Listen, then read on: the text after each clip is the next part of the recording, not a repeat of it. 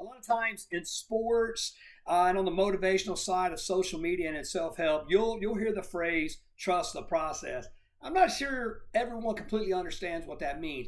It's not simply just keep on keeping on, keep doing what you've been doing and expect a different result. That in and of itself is the definition of insanity. I work with so many athletes that have such high dreams. A lot of people training for ultra marathons and Ironman, and they'll tell you, anybody that's done those things before will tell you that path isn't linear. But the same thing goes for people that are entrepreneurs that are wanting to build a business. It just simply ain't just sit down and work every night and then bang, greatness happens. Okay, I can relate to that.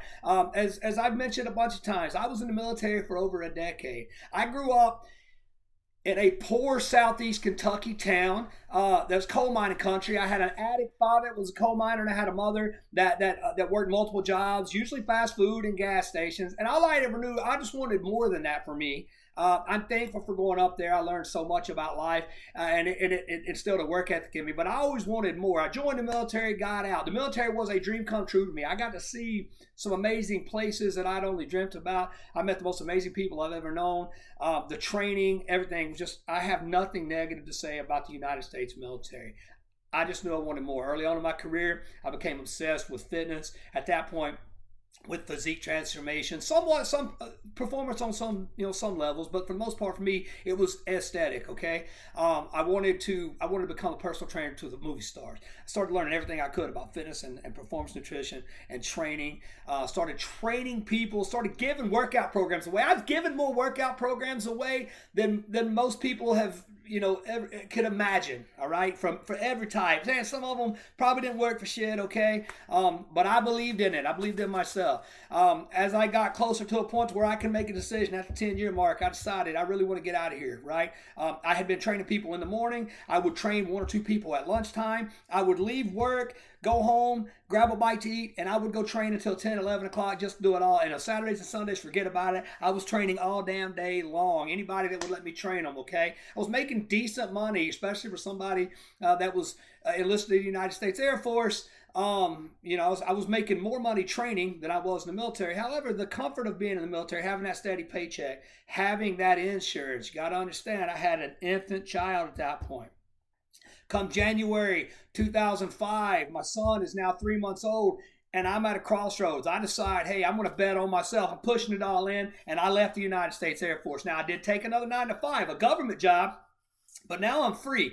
If something comes up or I have the opportunity, I can say, fuck off and go do my own thing. Okay, I still didn't know what I was going to do. I hadn't saved anything up. I was 10 years in the Air Force. The Air Force, especially at the time when I was in, wasn't paying a whole lot of money. Okay, so I didn't have the opportunity to save.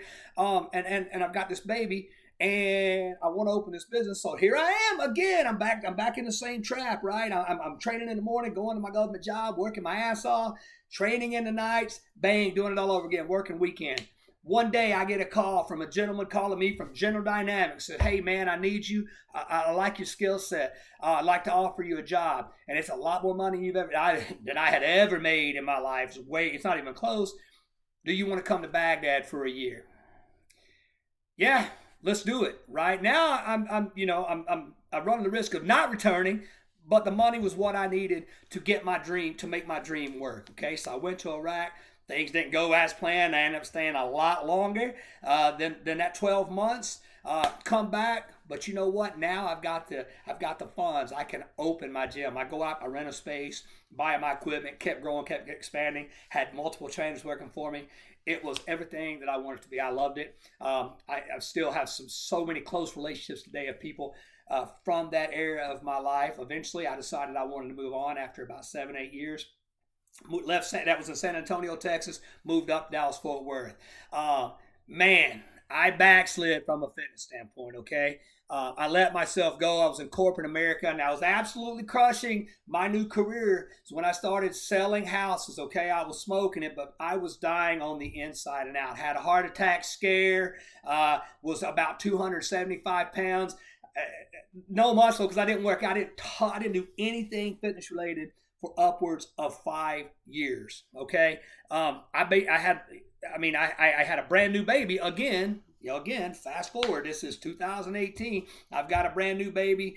I'm dying, and I decide, you know what? I got to make a change. Okay. So that's when I decided I signed up for my Ironman. And I didn't have this background in endurance. I mean, even when I was in the best shape of my life, I wasn't a runner or swimmer, and I'd never been on a bicycle. Let me tell you, I hadn't swum a lap in 25 years. I've never enjoyed swimming. The thought of open water swimming mortified me. The thought of, I didn't like swimming in a lane with a person, much less in a fucking lake with over 2,000 people. I had never, ever clipped into a bike. I had never been on a road bike, okay? I hadn't run a mile or more in a decade, okay? And let's be clear here.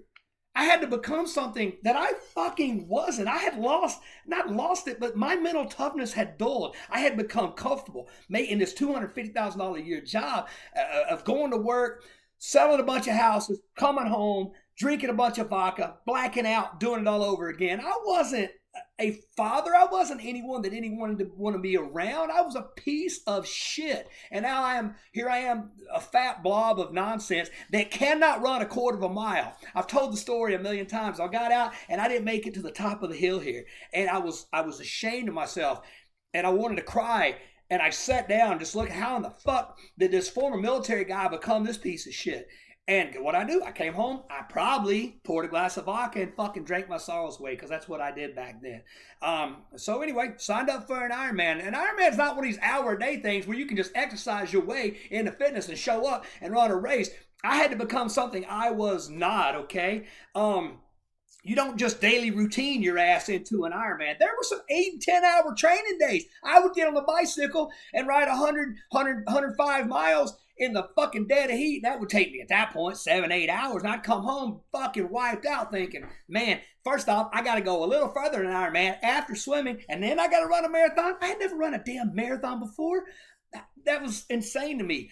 But I kept on doing it. I kept on. I just kept working harder and harder. I set the bar so high. It was something that I thought was impossible. But I knew that there was no way I would be denied. And in my mind, I was willing to die on that Ironman track. I just kept pushing. And eventually I got to hear Mike Riley say, Boyd Myers, you are an Ironman. Now, to me, Ironman is the base. Okay? Now, what can I do? Shit, I struggled to get to that point, but during that race, man, it was a formality. Just that day was just exist, survive, because I knew I wasn't going to be denied. At no point did I feel like I'm in trouble during that race. But now, I've got the ability. I'm going to go out, and I have zero doubt I get to go out, and I get to actually put it on the line. It ain't about survival anymore. It's about thriving. My Ironman finish, and Ironman is the absolute base for me. I have zero doubt. Now, since then, I've swam 10 miles. I've biked 200. I've run ultra marathons. So the thought of an Ironman, it has no power over me anymore. So now I get to go out, and I get to go out and do it fast. Keep in mind, you are probably where you should be. Take a lot of solace in that. But you got to understand, what got you there won't get you to where you're wanting to be. You've got to raise the bar. You've got to take ownership of your life. And I know you feel like you're putting everything you have into yourself right now, into that business, into that workout, but there's always a little more. You're capable of so much. If you're willing to raise the bar, let me tell you, I promise you, the sky's the limit. Go out and dominate.